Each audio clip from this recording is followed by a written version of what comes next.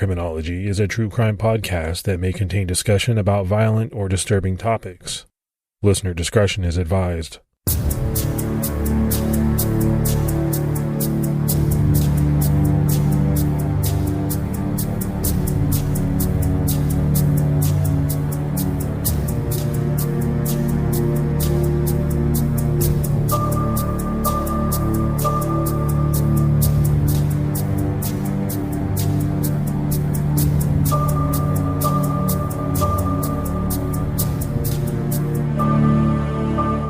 Hello, everyone, and welcome to episode 207 of the Criminology podcast. I'm Mike Ferguson.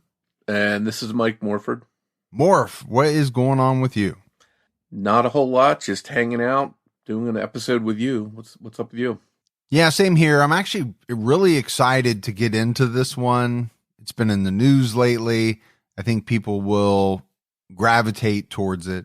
But before we do, let's go ahead and give our Patreon shout outs. We had Stephanie Stone, Heather W., Kimberly T., John Hutt, and Janina Hedberg. So that's a lot of great new support. We really appreciate it. Yeah, thanks to everyone that takes the time to go out of their way and help support the show. We can't thank you enough. If anyone out there would like to help support Criminology, you can do so by going to patreon.com/criminology. All right, buddy, let's go ahead and jump into this episode. You know, one of the things that we love talking about on Criminology are cases that are solved with forensic genealogy. And this week's episode is another win for forensic genetic genealogy and the good guys. It should remind us all that sometimes when it seems as if bad guys have gotten away with their crimes, the long arm of the law reaches out and grabs them years, sometimes even decades after their crimes. Sometimes even after that bad person is already dead. In this episode, we are discussing a series of murders by an individual dubbed the I65 Killer. A lot of times you'll see this case referred to as the Days Inn Killer. He was given those names because he targeted victims that worked at hotels along Interstate 65 in Indiana and Kentucky between 1987 and 1989. For simplicity, we're going to call him the I65 Killer. The first known victim of the I65 Killer was 41-year-old Vicky Heath. In 1987, she worked nights as a hotel clerk, less than half an hour away from her home, at the Super 8 Hotel in Elizabethtown, Kentucky. She had 2 children and had recently gotten engaged. There's no doubt that with a wedding and honeymoon to plan, that Vicky needed all the money she could bring in, so she worked nights at the Super 8. The Super 8 Hotel was somewhat isolated. The only things near the Super 8 were a few gas stations, some areas where truckers could rest, and a few fast food joints. There was also a Days Inn hotel nearby. On February 20th, 1987, at around 11 p.m., the manager of the Super 8 left, saying goodbye to Vicky on the way. It had been a normal Friday night up to that point. At 6:38 a.m. the next morning, Saturday, February 21st, someone staying at the Super 8 called the police because when they went to the lobby planning to check out, it was completely empty. There was no Vicky, no other staff, and the lobby appeared to be a real mess. The lobby furniture had all been knocked over. The payphone had been completely ripped out of the wall. And all of the stuff from the front desk, business cards, papers, etc., were strewn all over the floor. It was clear to these guests that they needed to get the police because something wasn't right. The first Elizabethtown Police Department patrol officer to respond to the scene thought that someone had simply gotten into a fight, and perhaps Vicky, in trying to break up the fight, had been injured and needed help. The officer called for backup. The first officer walked around expecting to find Vicky injured, or perhaps hiding someplace. The officer went up to the second floor and walked down the entire length of the hallway. When he didn't hear any noise, he walked back down the stairs and out the back door of the hotel. It was then that the officer found Vicky, laying behind the dumpster, face up in the muddy, melted snow. She was still wearing her skirt and sweater, but she was covered in mud and blood, and she was clearly dead. It looked like she had been shot. There was one set of footprints walking away from the scene through the mud, ending halfway through the parking lot, where a set of tire tracks began. The officer called back in to report the murder and requested a detective be dispatched to the scene. And Morf, you and I have talked about this before. You know, being a police officer, that's a very tough job. You think about a situation like this. You get a call, you walk in, you're expecting, okay, maybe to break up a fight, maybe to have to arrest someone, but to find a woman murdered. I do think, that's something that's often overlooked in police work. You just never know what you're going to find when you show up to a scene. If you're the first one, especially. I wonder how many scenes that officer went to where that officer walked into a scene previously and he saw something and then there was an explanation for it. Maybe, as you mentioned, someone had gotten into a fight and maybe they needed a little first aid, something along those lines. But here he's finding this savage crime scene where someone's been murdered. And I don't know that anyone, police officer or not, ever gets used to seeing something like that. Because I think it would just be something that would stay with you for forever. Yeah, I would think it's a very, very tough part of the job. That unknown. You just never know what you're walking into. And obviously, I think it varies by police department, small town police officers versus maybe, big city police officers. Obviously, they're going to see a lot more of this. Just before 7:30 a.m., before the sun had even fully risen, Lieutenant Reuben Gardner was assigned the case. He arrived at the Super 8 and jumped into action. Pictures were taken of the footprints leading away from the scene, but the snow had melted too quickly for any quality pictures of the tire tracks or for any impressions to be taken. A .38 caliber bullet was in the ground. It had entered and exited Vicky's body before getting lodged in the dirt. That was taken into evidence. Vicky's body was removed and taken to the morgue. According to William H. Lee Jr., the Hardin County coroner, Vicky had been beaten, sexually assaulted, and shot in the head twice with a .38 caliber handgun.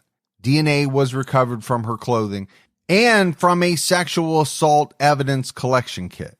News of the murdered hotel clerk made its way around the community of just under 20,000 people. Residents wondered if Vicky's murder was the work of a serial killer or a robbery gone wrong. Whatever the case, it wasn't something they were used to. Days later, Lieutenant Gardner confirmed to the press that they had no real suspects in the murder of Vicky Heath. The best guess of investigators was that Vicky had tried to fight back during a robbery, or that she had been attacked solely for the purposes of a sexual assault. But they had no witnesses and not a lot to go on. And before long, Vicky's case cooled off, and she was thought to be the victim of a random crime in the wrong place at the wrong time. If Vicky's killer stopped with her, her case may have languished, destined to go unsolved. But he didn't stop, and two separate murders of two different victims in 2 different days within hours of each other, would leave no doubts in the minds of police that they had a predator on the loose. There was a Days Inn location in Merrillville, Indiana, just over a 4-hour drive north up I65 from Elizabethtown. Merrillville didn't have much crime, and because of that, hotel employees felt safe there. This location had safety glass between the clerk and guests for any transactions done overnight to prevent robberies. And the hotel itself was built so that the front office could be seen from most of the rooms. It was in the middle of one wing of the building, which was surrounded by 2 perpendicular wings, so it was almost like a U-shape. So I mentioned Merrillville didn't have a lot of crime, but this location had actually experienced 3 robberies, and all of the nearby hotels had started seeing a higher rate of robberies. Still, at this location, there was no night guard, but the office and lobby were well lit at night. There was another Days Inn location in Remington, Indiana, about 48 miles south of Merrillville, down I-65. It was considered even safer than the Merrillville location. It was a smaller town, a smaller hotel, and even today, the area is considered safe, almost quaint. It's important in the timeline to note that while both Remington and Merrillville are in the state of Indiana and only 50 miles apart, Remington is in the Eastern time zone while Merrillville is Central. So when we mention times coming up, we're mentioning the local times in each case. Some of the times seem to overlap, but keep in mind there is an hour separating the 2 locations. In 1989, 24-year-old Mary Margaret Peggy Gill was working as an overnight auditor at the Maryville Days Inn to pay for tuition at Sawyer Business College. She had been working there for about a year and a half. At the same time, 34-year-old mother of two, Jean Gilbert, had been working part-time as an overnight clerk at the Remington Days Inn, just across the street from her day job as a bookkeeper for the 76 truck stop. On March 2nd, 1989, just before 11 p.m., Jean clocked in for 11 p.m. to 8 a.m. shift at the Remington Days Inn. She had switched shifts with someone else to be able to go see her daughter cheer in the final sectional game at her high school, so this wasn't her normal shift. An hour later, Peggy showed up at the Maryville Days Inn and clocked in for her 11 p.m. to 7 a.m. overnight shift. The Maryville day clerk left about 15 minutes after Peggy showed up, around 11:15 p.m. The Remington location day clerk left around midnight. Things at both locations that night seemed completely normal. Jean spent most of the quiet night doing homework in a side room of the office. After midnight, sometime around 12:30 a.m., Peggy and Betty Pierce, the Maryville Hotel's manager, talked and everything was fine. Around 1:30 a.m., Peggy checked in a new guest who made it to his room without issue. At around 2 a.m., a man came to the Maryville Days Inn looking to check in, but he waited in the empty lobby for 5 minutes before leaving to find a different place to stay. At 4:30 a.m., Jean Gilbert made a wake-up call to a Remington Days Inn guest. At 5 a.m., Betty Pierce became concerned because every morning the night auditor in Maryville would call and check in. This was basically a daily status meeting, and on this morning, no call came from Peggy. At around 5:30 a.m., just after sunrise in Jasper County, a farmer heard what sounded like two quick gunshots. At 5:51 a.m., Betty Pierce officially reported Peggy Gill missing with the Maryville Police Department. At around 6 a.m., the Jasper County Sheriff's Office was receiving calls from guests at the Remington Days Inn, complaining about the office being locked and no employees on site to check them out. As Maryville officers were responding to the Days Inn in their town looking for their missing clerk, an officer was sent to see what was going on at the Remington Days Inn. There was an employee at the site, but they didn't have keys to the lobby, so they had to wait for the general manager to arrive. It's important to note that the lobby door required a key to lock. So the thought was Jean must have locked the door, but they didn't know where she was. She wasn't in the lobby. Just after 6 a.m., officers from the Maryville Police Department arrived at the Days Inn. Guests trying to check out were standing outside and informed the police that no one was there. Officers checked the lobby and the office, but there was no sign of Peggy. But there was also no sign of a struggle. Her purse and her keys were behind the desk where she kept them while working. Her green Plymouth Valari was still in the Days Inn parking lot. Officers called Peggy's parents, Terry and Anna Gill, but they hadn't seen or heard from her. Police waited for Betty Pierce to arrive, thinking that Peggy must be somewhere in the hotel. At around 6:05 a.m., a school bus driver in White County called the Indiana State Police to report a nude body on County Road 150 West, near County Road 900 South, not far from the Remington Days Inn. The Indiana State Police then reported the call to the White County Sheriff's Department. A deputy was sent to investigate the report. So, Morph, we've got a lot going on here. And two separate locations. Things are overlapping, right? As police are trying to check out what's going on in Maryville, a nude body is discovered near the Remington Days Inn.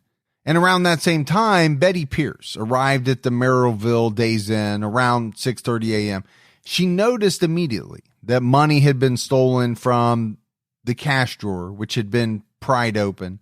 They later figured out that it was about $179 that was missing. Officers began their search of the hotel. The last place they searched, a vacant wing on the second floor of the hotel, was the part of the hotel that was the farthest from the lobby and the office. And it was there that officers found Peggy at the end of the hall near the fire exit. She was nude, she had been sexually assaulted, and she had been shot twice just behind her left ear with a .22 caliber weapon. There was a cut on her left shoulder. Her uniform was folded next to her. Officers took fingerprints from the front office and the cash drawer. At about 6:30 a.m., back in the Remington Days Inn area, A farmer called the White County Sheriff's Department to report finding the body of a nude female. This was the same body that was reported by the bus driver earlier. And even though they had been notified, police hadn't yet made it out there. Sharon Krug, general manager of the Remington Days Inn, got to the hotel at 6:45 a.m. She unlocked the door and police entered. An alarm was going off. It had been set for 4 a.m. and was still ringing almost 3 hours later. The cash drawer in the office had been pried open, and it was determined that $247 had been stolen. Jean's homework, books, purse, and the hotel keys were still in the locked side room of the office. At 6:50 a.m., responding to the farmer's report of a body, officers found the body of Jean Gilbert. She was nude except for shoes and socks, face down in a frozen ditch on County Road 150 West in White County, 20 miles away from the Remington Days Inn. Her hands were positioned under her head and face. She was shot 3 times, once in the back of the head, behind her left ear, once in the shoulder, and once through the left side of her chest. She had been sexually assaulted, and her uniform was missing. Investigators were able to recover DNA from her body to keep for evidence. Jean's official cause of death was found to be internal bleeding, and it was determined that she'd been shot with a .22 caliber gun. Mireville police officers contacted Indiana State Police for assistance around 7 a.m., and it wasn't long before the ISP took over both of the Days Inn murder cases. It was pretty clear to them that the cases were connected. Indiana State police officers interviewed many people who had been at the 76 truck stop just across the street during the time of Jean's abduction, but no one noticed anything out of the ordinary. There were no other clues and no clear suspects in either murder.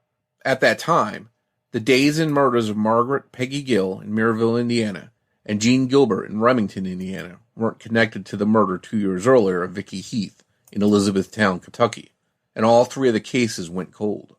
Less than a year after the double Days Inn murders, another attack would catch the attention of investigators. This time it would be an attack on an unnamed 21-year-old woman who was working as a night auditor at the Columbus, Indiana Days Inn location about 2 hours south of Remington down Interstate 65. At around 5 a.m. on January 2nd, 1990, a man described as looking like a trucker entered the Columbus Days Inn lobby. He looked around for a moment before asking the clerk for change to use the cigarette machine. While she made change, the clerk made small talk with the man, and they talked for a few minutes before he asked her where he could get a good meal near the hotel.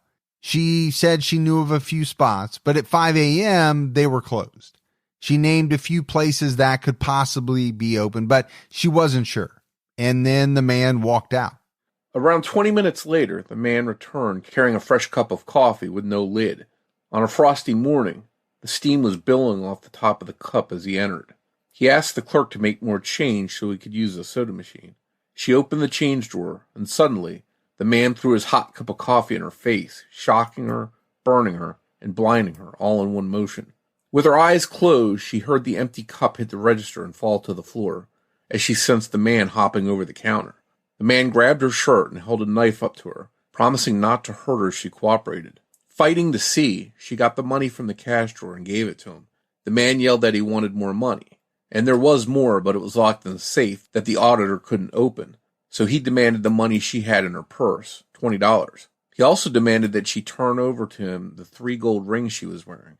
He then forced her into the back hallway leading to the parking lot, where he sexually assaulted her. The attacker forced the auditor outside into the parking lot.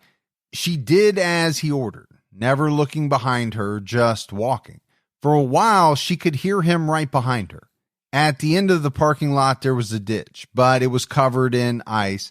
The terrified young woman fell through the ice into a freezing puddle of water, but she kept moving forward. The man was right behind her. She walked through the cold. She was wet. She was scared. She walked for almost 1/4 of a mile before seeing a house.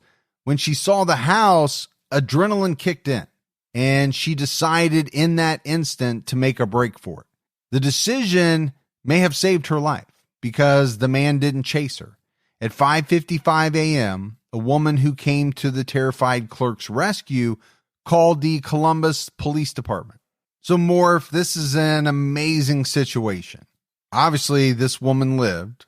We're going to talk about her in more detail, but you get a sense from that description of what happened, the terror that this woman must have been going through. And then at some point, she made the decision that she was going to take off, make a run for it. You know, it sounds like that kind of fight or flight instinct. Yeah, and you have to really admire how strong this woman was, because she had been sexually assaulted. She had scalding coffee thrown in her face, and here she is making a decision that sounds like it saved her life by fleeing and running for help. And she was alive to tell her story about what happened. And I don't know how easy that decision was. You know, a lot of people might look at that and say, well, of course you're going to take off. Of course you're going to run for it. But is everyone going to do that? Because you are taking a very big chance that your attacker is just going to maybe shoot you in the back. You just never know. Yeah, and I think a lot of people always say, well, if I was in this situation, I would do this or I would do that. And I don't think you really know until you're in that situation what you'll do. It's like the Mike Tyson quote, everybody has a plan until they get punched in the mouth. You just don't know until you're in that situation. Yeah, I absolutely agree with you. I don't think you know for sure. Now, I think what we can say is we would hope, or we would think that we would do X. I think that's really all you can do. The next day, on January 3rd, a composite sketch was released to the public. It was based on the clerk's description of the man. The quality wasn't great, and even the original was a black and white sketch that looked like it had been photocopied a million times. The sketch depicted that the attacker was wearing a beanie, had dark, long, stringy hair, thick facial hair, and very light eyes. The clerk described his eyes as bright green, but this was a detail that the sketch didn't capture. The attacker was described in his late 30s or early 40s, about 6 feet tall, with bright green eyes. He had a lazy right eye and stringy, greasy brown and gray hair. He was wearing a Band-Aid under his lazy right eye, which wouldn't focus. So police felt that he may have had a facial injury of some sort. Once details of this latest hotel attack made headlines, investigators in the 2 days in murders felt that this case was definitely connected. In March 1991, Lieutenant Daniel Dimon of the Merrillville Police Department obtained a new composite sketch from forensic artist Kenneth O'Dean, who spoke with the survivor from Columbus. This new sketch was in color, and the green eyes and his one lazy eye were accentuated. On March 5th, 1991, this new composite was released. That same year, in Rochester, Minnesota, an unidentified hotel clerk was attacked by a man who sexually assaulted and stabbed her. The suspect was described as a white man, about 6 feet tall, maybe a few inches taller, with green eyes. The right one was described as lazy. He also had graying brown hair. This case didn't immediately catch the attention of investigators because Rochester is not located on Interstate 65, but the hotel the clerk worked at was on an Interstate I-90. Investigators kept a watchful eye for cases in the Midwest of attacks on lone female hotel employees, but no more were noted. In 2008, DNA from the cold cases was submitted for analysis. In spring of 2010, there was a match in CODIS, the DNA database, to the DNA pulled from Vicky Heath's clothing. The DNA matched DNA samples pulled from the sexual assault evidence collection kit of the anonymous Days Inn clerk who survived the assault in 1990 in Indiana, which was linked by DNA from the crime scene in Maryville where Peggy Gill was killed, and also linked by bullets used to kill Jean Gilbert, the second Days Inn clerk who was murdered on March 3, 1989 in Kentucky. Police knew that they had 3 confirmed victims of the same killer. Police had connected the cases, and they had the killer's DNA. But unfortunately, that DNA didn't match to any suspects, so police waited patiently. On April 5th, 2022, a multi-agency press conference was held where the Indiana State Police announced that the identity of the I65 killer was finally known. He was identified as Harry Edward Greenwell, originally from Louisville, Kentucky. he had been identified using forensic genealogy.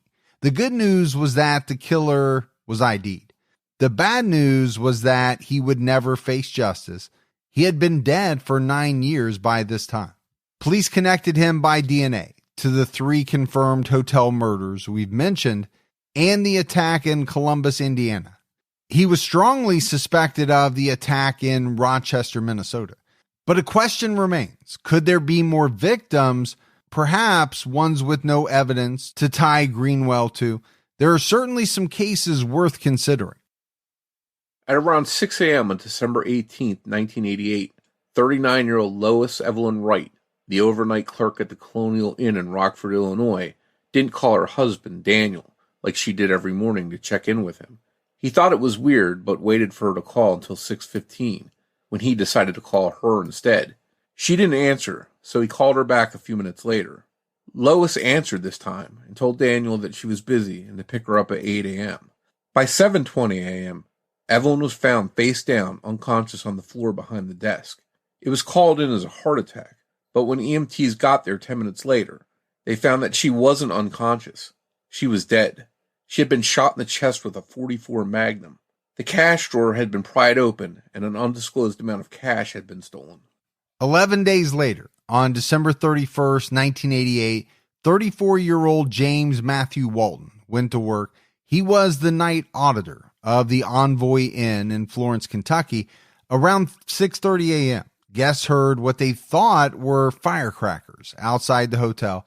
It was very early, but it was New Year's Eve, so not all of the guests were alarmed.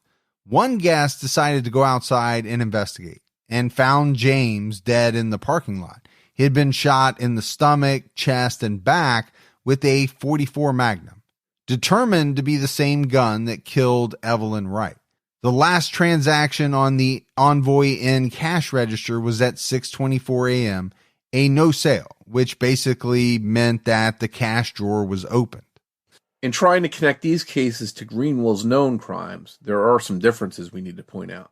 There was no mention of sexual assault in Evelyn's case, and James doesn't fit the pattern of victims at all.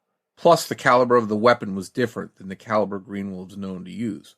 There was a guest staying at the Envoy Inn that remembered a suspicious man in the lobby talking to James Walton just minutes before he was killed.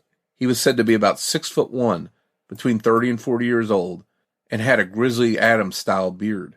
He had reddish-brown hair that was graying, and wore a flannel shirt and jeans. This definitely fits the description from all the attacks Greenwell committed.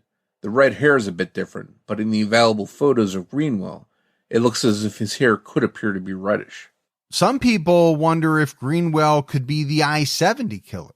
We did an episode on the I-70 cases, which are still unsolved. During this spree, 26-year-old Robin Fuldauer was shot at an Indianapolis Payless on April 8th, 1992, and just 3 days later, 23-year-old Patricia Smith and 32-year-old Patricia Majors were killed at a bridal store in Wichita, Kansas. 2 weeks after that, 40-year-old Michael McCount was shot and killed in Terre Haute, Indiana. He wore his hair in a ponytail and was shot from behind while working at his mother's ceramic store. It's thought by many that his killer possibly mistook him for a woman. Less than a full week after this murder, 24-year-old Nancy Kitzmiller was killed at a St. Charles, Missouri shoe store, and 37-year-old Sarah Blessing was killed at a gift shop in Raytown, Missouri. All of these victims were shot with a .22 caliber weapon, and robbery seemed to be a secondary motive in their killings.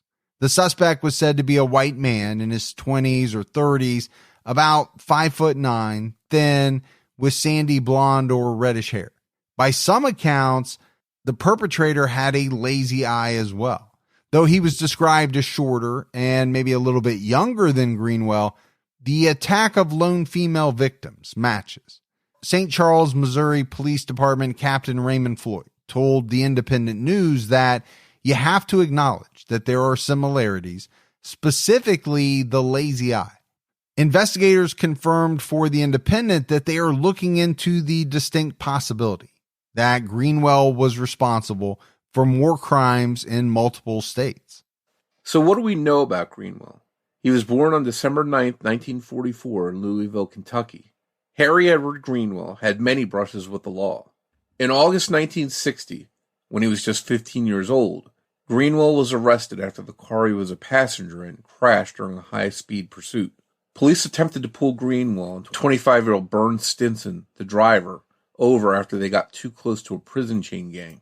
Stinson sped up instead of pulling over, and detectives followed, firing shots into the car. This made Stinson crash just 1 block from where the pursuit started. After a search of the car, over $1,000 of stolen musical instruments were recovered. The instruments had been stolen just 1 week earlier from a church in East Nashville. Greenwell was remanded to juvenile custody.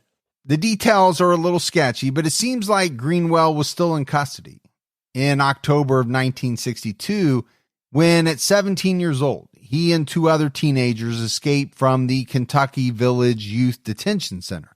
The 3 were stopped in a car they stole from the Spring Valley Country Club less than an hour after their escape. But it was reported that no additional charges were filed. On January 17th, 1963, 18-year-old Greenwell was arrested for armed robbery in Louisville, Kentucky. In April 1963, he pleaded guilty to a robbery charge and received a 5-year suspended sentence. On February 23rd, 1965, when he was 20, Greenwell was arrested for what was described as morals violations. On March 1st of that year, he was in a cell at the Jefferson County Quarterly Court waiting for the judge to dismiss the morals violations charges because the witnesses, who were also prisoners, did not press charges.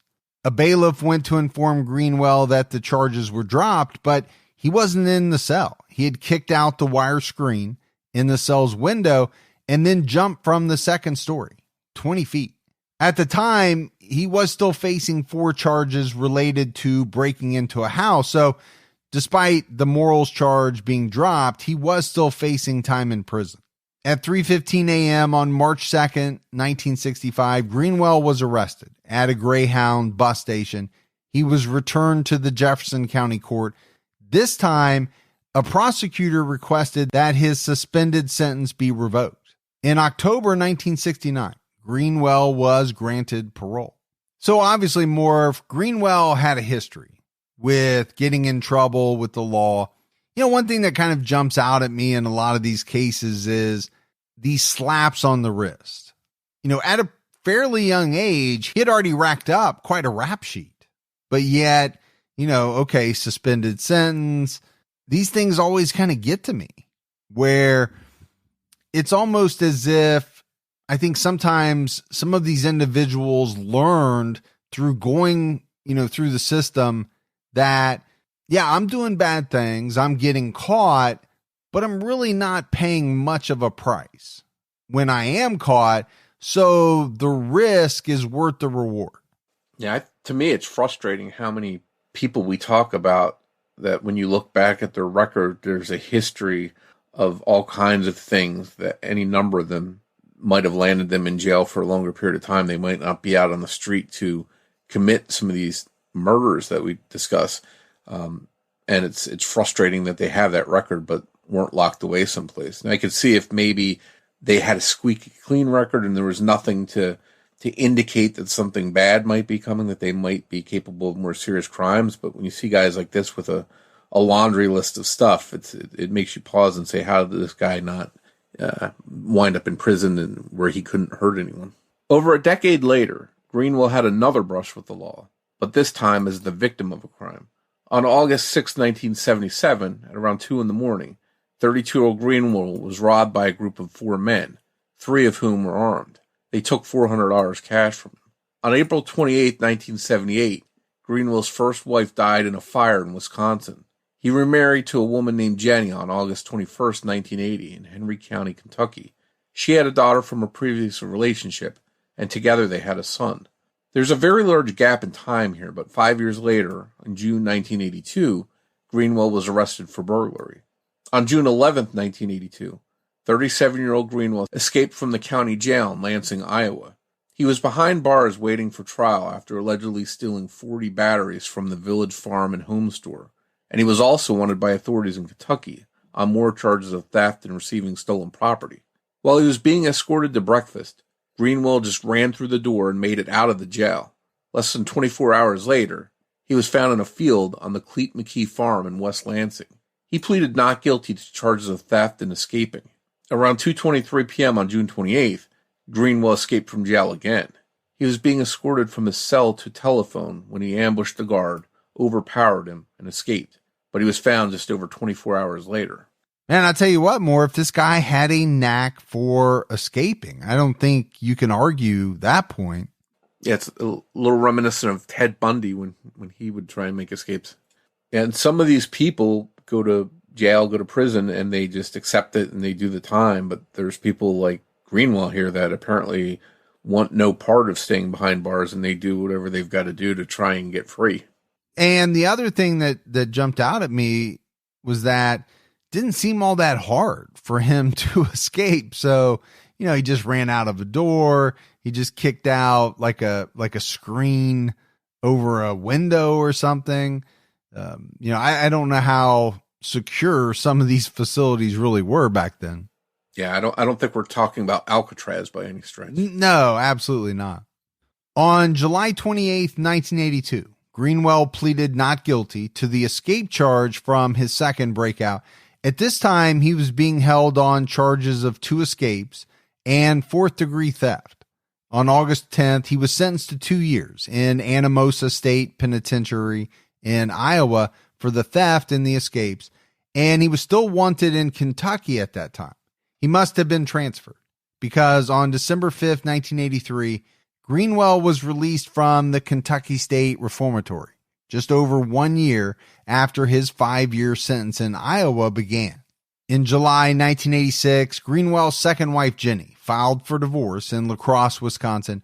Just 7 months later, on February 21st, 1987, Greenwell killed Vicky Heath in Elizabethtown, Kentucky. On March 3rd, 1989, Greenwell killed Peggy Gill in Maryville, Indiana, and Jean Gilbert in Remington, Indiana. So I think this is back to your point more. The guy was supposed to do 5 years, did what? Just maybe a little bit over 1. These slaps on the wrist, as I call them. I get the fact that the justice system, the prison, parole system, it's not perfect. But like you said earlier, it is frustrating to see people let out very, very early on what it seems like should be longer sentences. They actually got longer sentences. They just don't do, hardly a fraction of the time.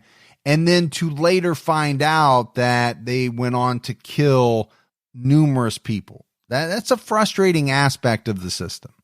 Yeah, and to be fair, he wasn't in prison for rape, attempted murder, kidnapping, things like that. These were crimes that were less serious in nature, so perhaps there just wasn't a warning sign that something more dangerous was coming.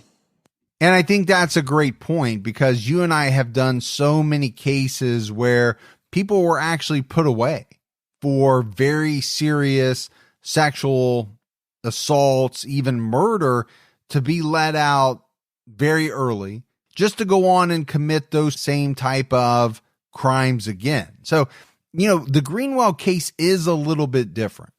Yeah. Was he let out pretty early? I think he was, but to your point, on the scale of, crimes, what he had been put away for up to that point wasn't near as serious as many that we talk about. On March 9th, 1989, less than a week after he killed Peggy and Jean, he was stopped and arrested in La Crosse, Wisconsin after a traffic violation. Police had no idea he had murdered at least 3 people by that point.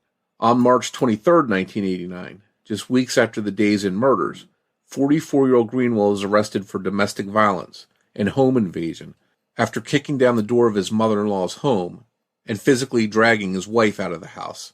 He then strangled her out in the street before walking her down Jackson Street in La Crosse, holding her arms to make her walk. They got to Mr. Stick's Tavern, where he began to choke her and yell at her. She was able to get away by pretending to be seriously injured, and Greenwell let her seek treatment at St. Francis Medical Center. Greenwell was arrested and later released on a signature bond. which was basically on his own recognizance, and given a no-contact order regarding his estranged wife. But just 2 days later, on March 26th, Greenwell was arrested for violating the no-contact order when he threatened and yelled at his estranged wife at Linus Tavern. On April 18th, 1989, Greenwell was sentenced to 15 months of probation for criminal trespass. On January 2nd, 1990, Greenwell sexually assaulted and robbed a Days Inn clerk in Columbus, Indiana. She survived. Sometime after the attack in Minnesota, Greenwell remarried, this time to a woman named Julie. She had 3 children of her own. The pair met in a bar in Minnesota. And one thing that makes me think of, Mike, is how many times we talk about these guys that, as troubled as they are, as many issues as they have, some of them have no shortage on finding significant others to link up with. Yeah, that stands out in a lot of the cases that we do. I want to go back to this domestic violence, home invasion scenario. I mean, this was brutal, right? Dragging his estranged wife out of the house, strangling her, and then to find out that he got 15 months of probation for that. I mean, Morf, this is the exact reason why women get so upset, because when you have somebody like this in your life, you go to the police, you want to be protected. Well, this is not protecting anyone. 15 months of probation on top of the lengthy, rap sheet that this guy already has, that to me is just ridiculous. Yeah. And this guy, he's got some cojones, because he gets that no contact order and 2 days later he violates it. It's not like it was weeks or months later. So that was like a screw you to the no contact order. On October 11th, 1998, Greenwell, who is now almost 54, was arrested for felony drug possession in Alamance County, Iowa. On October 14th, 1998, he was apparently stabbed by his stepdaughter, or his adopted daughter from a previous marriage, Eva Smith, who was 15 at the time. He was charged with being a felon in possession of a firearm, but it doesn't seem like anything came from that. On November 13th, 1998, Greenwell was arrested for violating a restraining order in Iowa, but the case was dismissed on November 16th. And we just keep going through this, right? It's like nothing happens to this guy, or when something does, it's very minimal. Yeah, and it's also worth pointing out that now he's sort of graduated from some of those breaking and entering, stolen property type things. Now he's actually getting into things that involve a physical nature. In February 2010, Greenwell retired from his longtime job with the Canadian Pacific Railroad. On January 31st, 2013, Harry Edward Greenwell died from lung cancer in Lansing, Iowa at the age of 68. At the time, his obituary noted, "His spirit will live on in many by good deeds he offered." It also stated that during his career with Canadian Pacific Railroad, he provided 30 years of public safety. He was buried with his parents, Paul and Dorothy Greenwell, at Calvary Cemetery in Louisville, Kentucky. Greenwell had 1 son and 1 daughter. On his deathbed, Greenwell asked his wife to bring a priest. She doesn't know what he confessed to. She's not Catholic like Greenwell was, so she didn't realize that priests can't share what is told to them during a confession, not even if it was a murder confession. She also wonders, though, saying to the Independent, if he didn't confess to the murders, what was the point of confessing to anything else? Because that would have trumped anything. Greenwell's widow added, "I guess you think you know somebody. I thought I knew him, but apparently I didn't know him very well. I guess I'm lucky to be alive." And this really makes you wonder, can you ever really know someone? I think it's safe to say in this case that she definitely didn't know him. And it proves that some people can harbor very dark, deep secrets that years later, even after death, sometimes surface. Well, and I think that's a common theme, Morph, that we've seen. These people, these killers, these guys are able to hide from some of their loved ones some very nasty things. This guy was able to keep this job at the Canadian Pacific Railroad for a very long time, to the point where he retired. I think about Joseph D'Angelo, able to live a life with a family and loved ones after all of the terrible things that he had done. Those people had no idea that they were living with a monster. And the same thing goes here. Yeah, you look at people like BTK and some of those killers, they have families, they have careers, and they try and blend in. Now, some of these guys that have camouflaged themselves so well, there was no real history of criminal activity. At least in Greenwell's case, there was some indication that he had, seems like, escalating problems from more petty crimes up to more serious things of abuse and breaking orders of protection, things like that. But I will say again, it seems like very little in the way of consequences that he suffered. And, to me, that's a big problem. But Morf, as we wrap up this episode on Greenwell, it's a very big case that's been in the news recently, obviously with the discovery that he was the I65 killer. We're doing the episode fairly soon after all of that has come out. I'm sure more information will come out about him over the next few years. I don't think people have had, all that much time to really look into him, to research him. There will be people that come forward probably and add additional details to his life and kind of fill in some of the gaps.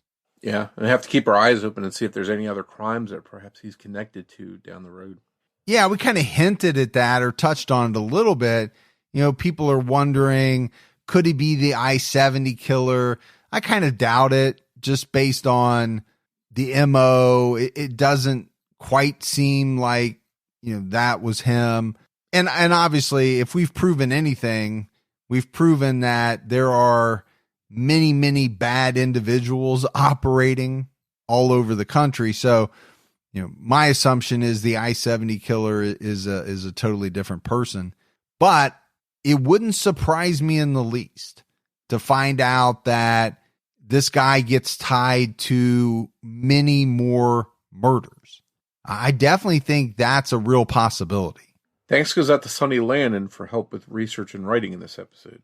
As always, if you love the show but haven't done so yet, go out, take a minute, give us a 5-star rating. Keep telling your friends. That word of mouth about the Criminology podcast really helps us out.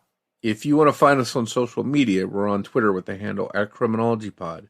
You can also find us on Facebook by searching for Criminology Podcast or by joining our Facebook discussion group, Criminology Podcast Discussion and Fans. So more if that is it for another episode of Criminology, but we'll be back with everyone next Saturday night with an all-new episode. So until then, for Mike and Morf, we'll talk to you next week. Take care, everyone.